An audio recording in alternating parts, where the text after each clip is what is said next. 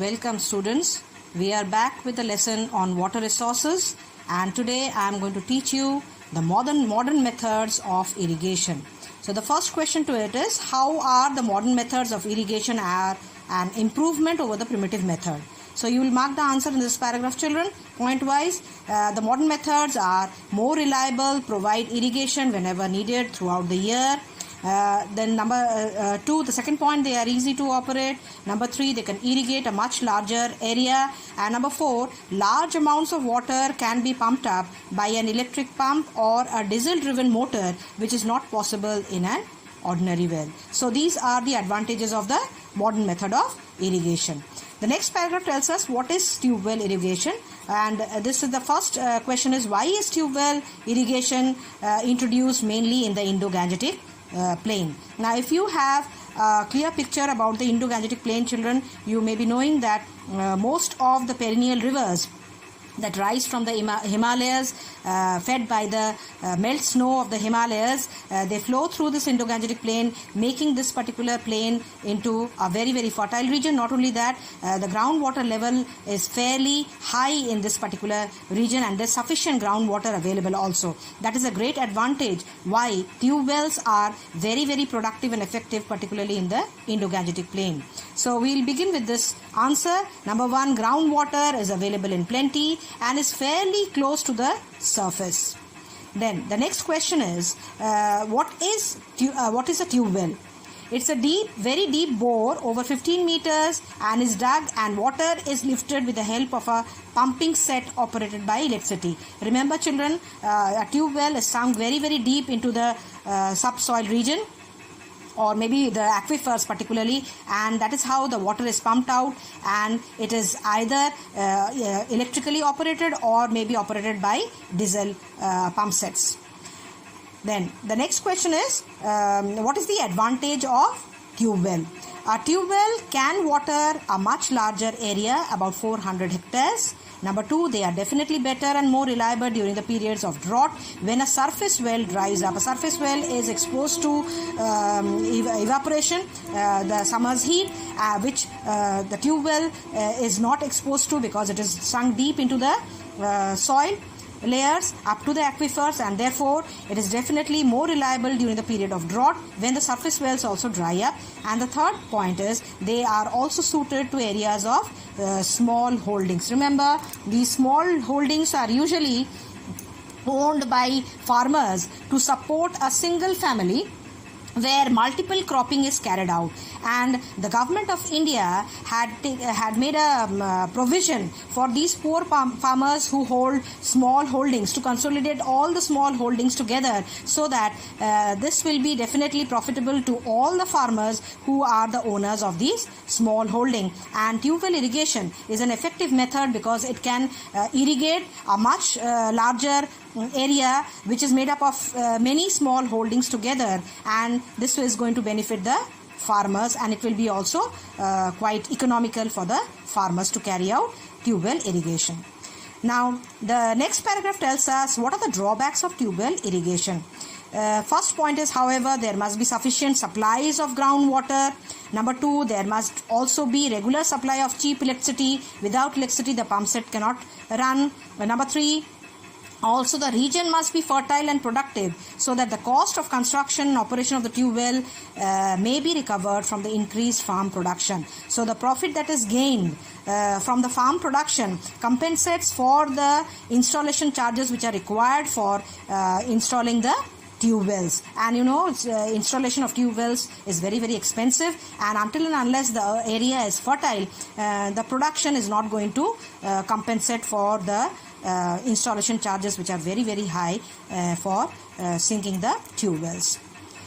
Now tube wells are extensively used in Uttar Pradesh, Bihar, Punjab, Haryana, Rajasthan, West Bengal, Andhra Pradesh and Gujarat. The reason why tube wells are extensively used in these states, again you will give that this particular region has got availability of groundwater, plenty of groundwater which is fairly close to the surface, and tube wells are very effective in these regions because they are able to irrigate large pieces of land, more than 400 hectares, and they are definitely reliable during the dry periods, particularly during the droughts when the surface wells dry up. And these are the areas which have got small land holdings which are owned by small farmers, and therefore they are very effective in these particular states. Now next we come to the perennial canal irrigation. Now this canal is a perennial canal irrigation, and the canals have been diverted from the perennial rivers. Particularly is a very popular kind of irrigation which is carried out in northern India. And where do we find these perennial canals? Particularly these are very effective source of irrigation in areas of low water. Here low water means low rainfall. So if you look at the position of northern India in the map of Indian subcontinent, you will find that northern India is a place, is a region which is far away from the moderating influence of the sea, and by the time the Bay of Bengal branch as well as the Arabian Sea branch reaches this part of India, they are almost exhausted of moisture, and this is why this particular region has got low rainfall. The question here is, the main concentration of canals is in the northern plains of India, in Punjab, Haryana and Uttar Pradesh. So the answer to this will be that it's a very effective source of irrigation because rainfall in this particular region is low. The next column, the first paragraph itself, there is a question here: why are the perennial canal irrigation not popular in the peninsular plateau? The digging of canals in the rocky and uneven areas is difficult, and thus canals are practically absent at the peninsular plateau. So this is one of the reasons why in the peninsular plateau canal irrigation is not that popular, because it's a rocky, uneven area. The topography is very rough and uneven, and therefore installing canals becomes very difficult. More than 15 million hectares are irrigated by canals. So these are the states where canal irrigation is very widespread, and they are popular. These are some of the areas in the north, and similarly there are some of the areas, states in the south. At least three under each you will remember. Now the merits of canal irrigation has been given clearly. Most of these canals are perennial, provide water for irrigation whenever needed. Most of them are diverted from the perennial rivers, and therefore the canals also are perennial. They have water throughout the year. Then second, canal water is rich in sediments brought down by the rivers. These sediments add fertility to the fields. So as we know that most of these canals are diverted from the perennial rivers. Most of these rivers bring in rich sediments which are deposited along the banks of the river. In the same way, the canals also feed the surrounding areas, the vicinity of the canals with these rich sediments, and this adds to the fertility of the soil. Although initial costs are high, canal irrigation is quite cheap in the long run. Now this is a point which we studied under tube well irrigation also. The installation charges are very high, but during the long run it becomes very cheap, because the profit that is gained from the production in this area which are canal irrigated is very high, and it becomes profitable, and therefore though the initial cost is very high, it is compensated in the long run. What are the demerits of canal irrigation? Unless canals are lined, the canal water seeps into the soil, leads to the problem of water logging. So most of the canals which we find in northern India are not lined. Lining the canal means there is with mortar and cement and with bricks, the sides as well as the bottom of the canals are cemented, made concrete, so that there is no water logging that takes place through the sides of the canal, or maybe the bottom of the canal, which may lead to water logging. But now the government, the new canals which have been installed in the northern India particularly and South India, all of them have been lined, so that this problem of water logging can be solved to a great extent. Then large areas of Punjab, Haryana, Uttar Pradesh suffer from the percolation of ray or salts in the upper layer of the soil, makes large areas unfit for cultivation. Many rivers have a high amount concentration of salt contained in them, and so deposition of salt along with the sediments which are brought down by the rivers and the canals may turn the cultivable area unfit for cultivation, because once the salt deposits on the soil, it becomes very, very difficult for cultivation to be carried out. The number 3, marshy areas near the canal becomes breeding grounds for mosquitoes, resulting in widespread malaria. Again, waterlogging near the canal region due to the reason that these particular canals are not lined may cause a lot of water to stagnate in the neighboring areas of the canal. Now this will become a breeding place of mosquitoes, and which will lead to many epidemic diseases like malaria, diarrhea, and so on.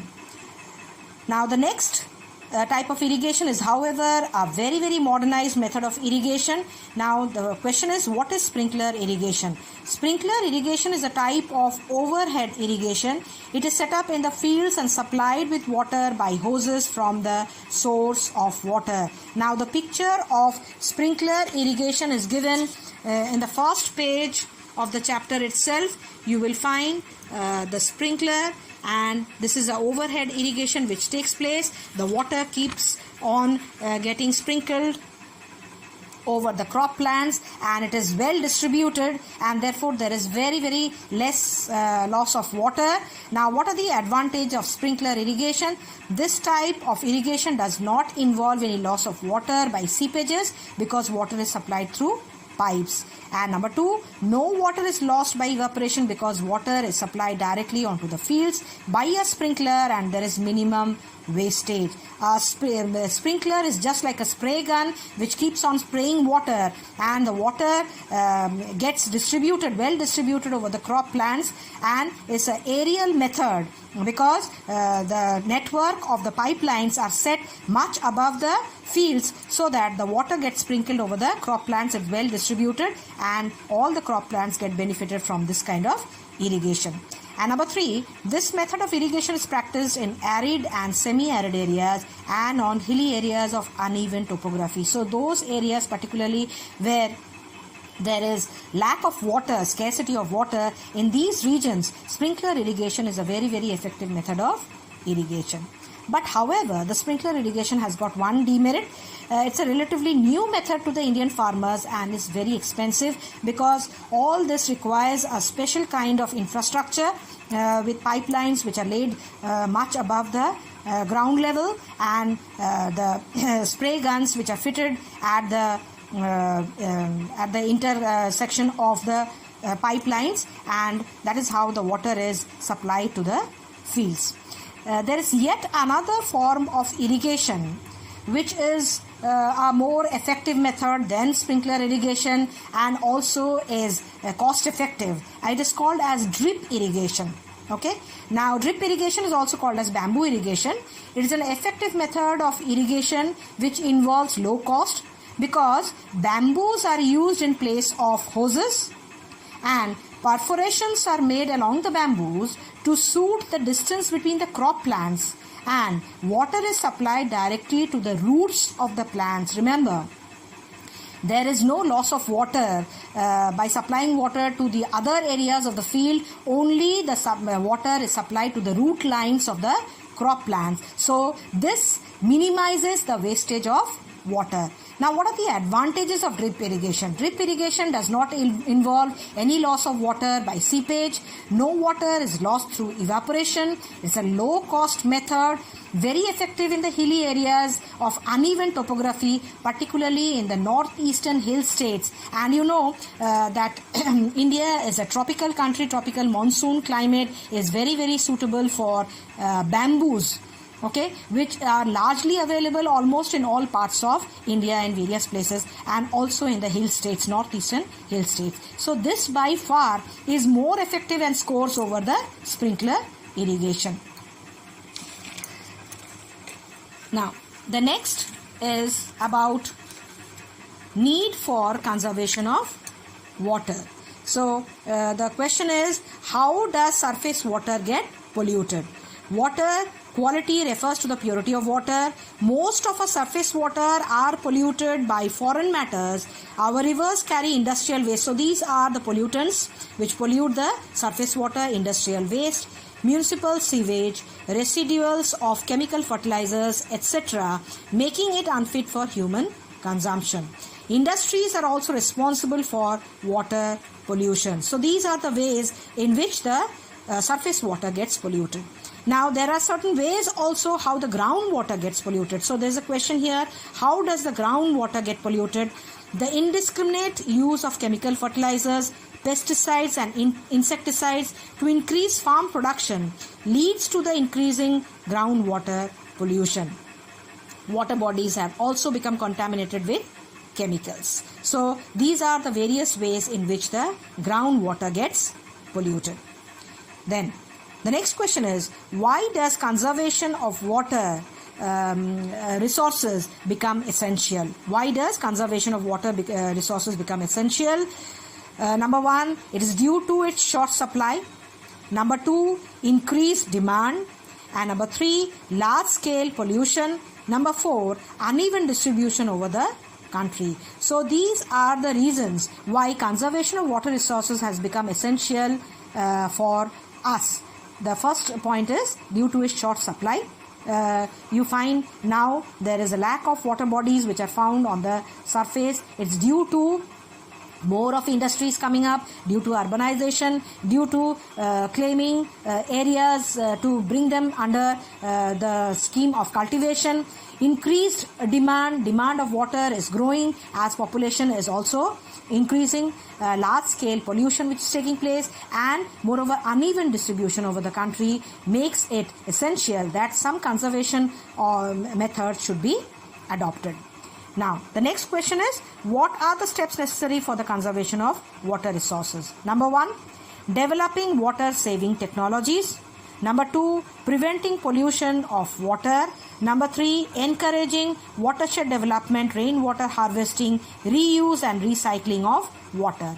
At first, the first point is developing water saving technologies. Now, how can you develop water saving technologies? You may be knowing about the modern methods which are used for saving water. Suppose I take for example, most of you have a washing machine at home, some of you have a semi-automatic, some of you have an automatic washing machine. You may be knowing what are the advantages of an automatic washing machine over a semi-automatic. A semi-automatic washing machine requires much more water for rinsing, washing purposes than an automatic washing machine which minimizes the use of water. Similarly, we have a low flow showers which are fitted in our bathrooms, in our washrooms, so that we can control the flow of water. In the same way, our wash basins also have a low flow tap which will minimize the wastage of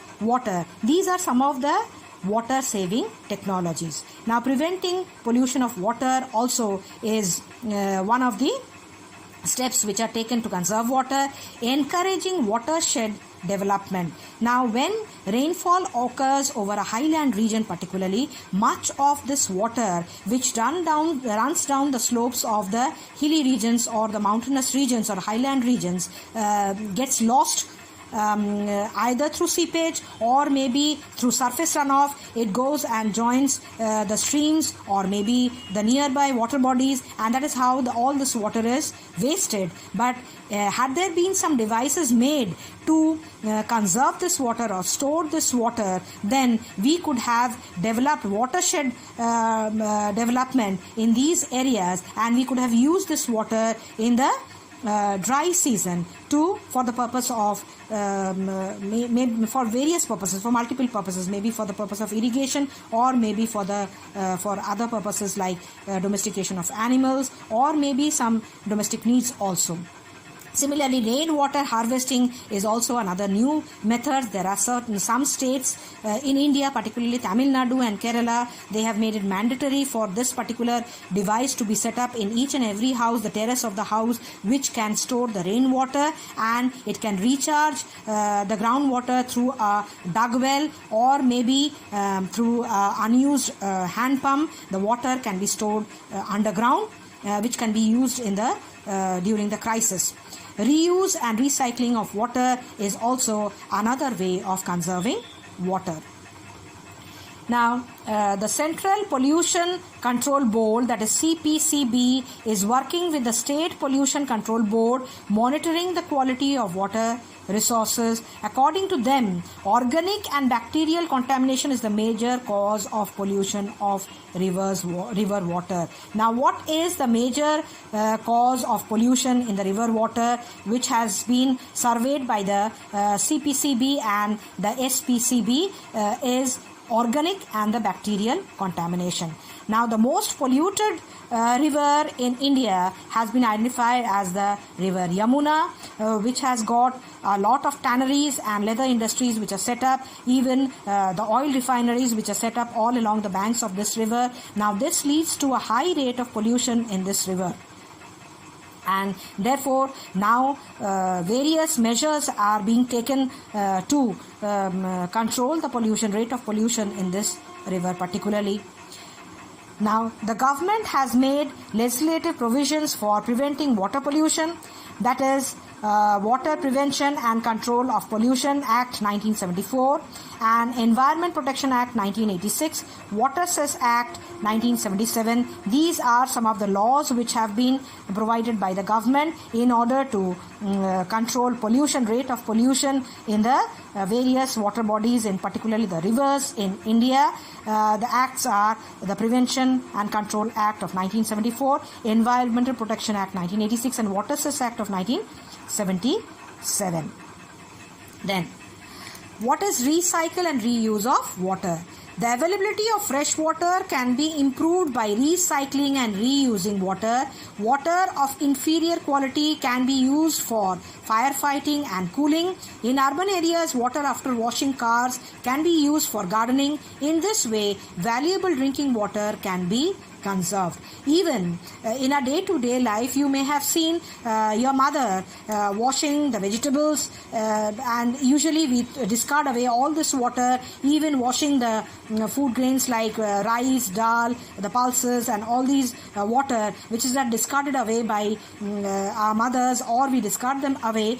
So all this water at least can be used for watering your garden plants or maybe a vegetable garden, which is again a recycle of the water instead of wasting it. Now, what is watershed development? Watershed development is an important method to conserve water resources, increase agricultural development and stop environmental degradation. It helps to improve the living standards of the people. Now, this is the answer to what is watershed development. Tanks, ponds, check dams and other structures have been constructed for water harvesting. Various other methods have been taken to harvest water for common man. Tamil Nadu is one such state which has made it mandatory for every building to harvest water. Now, I was just telling you in the last paragraph about some states which have made it mandatory for rainwater harvesting. This is a device which is carried out in every house. The terrace of the house is made in such a way that the rainwater can be stored and later it is used to recharge the dug wells or maybe the underground sumps and tanks, which stores water for the period of crisis during which there is a scarcity of water. Now, what is rainwater harvesting? The basic principle of rainwater harvesting is essentially catch water where it falls. So this water can be rainwater directly falling into your terraces. It could be water dripping from the trees, or it could be from any area water dripping during the rainfall, which leads to a great loss of water, fresh water, which is rainwater. There can be many techniques which can be adopted to store this rainwater, and this is what is called rainwater harvesting. It is also a technique of recharging of underground water. There are two main techniques of rainwater harvesting. Number one, storage for future use, and number two, recharge into the ground. So this is a question, which are the two main techniques of harvesting rainwater? One is storing it for the future use, and the second one is recharging into the groundwater. All that rainwater which is stored can be used either for the future by storing them in the tanks, or it could be used for recharging the groundwater through the dug wells, or maybe through abundant dug wells, or through the trenches, or maybe through the hand pumps, which is leading to the underground wells. It can be stored in the wells for the future use. What are the objectives of the rainwater harvesting? There are about 8 objectives which are given here. Number one, the objective of rainwater harvesting is to meet the increasing demand for water. As the population is increasing, so the demand for water is also increasing. Reduce the surface runoff. Water which is wasted through surface runoff can be reduced. Avoiding flooding of the roads. Raising the groundwater table by adding to the groundwater reserves through the recharge devices, through the pipes, which leads to the groundwater table. This is how the groundwater reserves can be enhanced. Improving the quality of groundwater, reducing groundwater pollution, reduce soil erosion. Once the surface runoff is reduced, the soil erosion also to a great extent will be reduced, can be controlled. Supplementing household requirement of water during the hot summer. Now these are some of the aims and objectives of the rainwater harvesting. Now there are certain devices. These are some of the methods of rainwater harvesting given. Number one, construction of potholes, groundwater dams. Then all these pictures which are given here, children, from the point of view of your board examination, they are very important. They may give you this diagram or the picture of these particular rainwater harvesting methods, and they may give you, with reference to the picture, they may give you some questions. Similarly, there are a picture given on how the storage and recharge of the groundwater is done. Here, how groundwater dams are installed,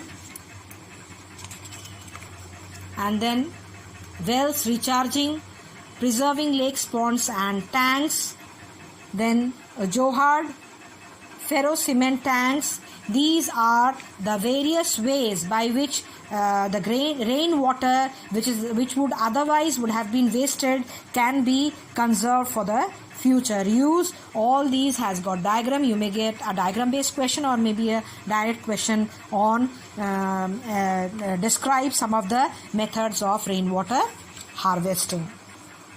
And now the last paragraph tells us about the benefits of rainwater harvesting. There are about 6 points which are given. Rainwater recharge into the ground would have a positive impact on the groundwater quality. It would also stop the decline in the groundwater level. It would bring down consumer utility bills. This is of a great value, especially to institutions which spend considerable amount of money on water. The rainwater is fresh water, which makes it favorable for use in a variety of applications in homes, institutions, commercial establishments and industries. It is stored for future use. Rainwater can function as a useful supplementary supply, thus reducing the stress on public water supply. In coastal areas where there is an excessive groundwater extraction, recharge of rainwater into the ground would prevent seawater ingress. Ingress means inflow into the freshwater aquifers. Urban flooding can be controlled if the residents of the city harvest rainwater from the rooftops for future use or take steps to effectively recharge groundwater within the premises. Using harvested rainwater reduces water demand for public water supply, which in turn reduces energy consumption in the water distribution network. So we wind up today with this lesson, and in the next video I'll be taking up a new lesson. Till then, goodbye and take care.